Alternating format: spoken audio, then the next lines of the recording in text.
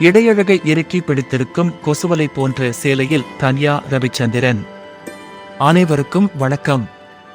சைலண்டாக தமிழ் சினிமாவில் வளர்ந்து கொண்டிருக்கும் வாரிசு நடிகை தன்யா ரவிச்சந்திரன். பழம்பெரும் நடிகரான ரவிச்சந்திரனின் பேத்தி என்கிற அடையாளத்தோடு தமிழ் சினிமாவில் வாரிசு நடிகையாக நுழைந்தவர் தன்யா. நடிகர் சசிகுமாருக்கு ஜோடியாக பலே வெள்ளைய தேவா என்ற படத்தின் மூலம் அறிமுகமானார்.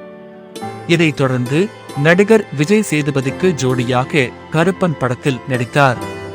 மிகவும் யதார்த்தமான நடிப்பை வெளிப்படுத்திய தன்யா ரவிச்சந்திரன் திரையுலக வாழ்க்கையில் இப்படம் மிகவும் முக்கியமான படங்களில் ஒன்றாக அமைந்தது. தமிழில் கவர்ச்சி காட்ட தயங்கியதால் என்னவோ இவருக்கு தமிழில் எதிர்பார்த்த அளவுக்கு பட வாய்ப்புகள் கிடைக்காததால் தெலுங்கு திரையுலகிலும் கவனம் செலுத்த துவங்கினார். அந்த வகையில் ராஜ விக்ரமார்கா என்ற படத்தின் மூலம் தெலுங்கில் அறிமுகமானார். தற்போது தமிழ், தெலுங்கு என இரு மொழிகளிலும் கவனமாக கதையை தேர்வு செய்து நடித்து வரும் தன்யா கடந்த 2022 சிவராஜுடன் நடித்து வெளியாகி நல்ல வரவேற்பை பெற்ற மாயம் படத்தின் 2ஆம் பாகத்தில் நடித்து வருகிறார். திரைப்படங்கள் மட்டும் இன்றி வெப் சீரிஸிலும் கவனம் செலுத்த துவங்கியுள்ளார்.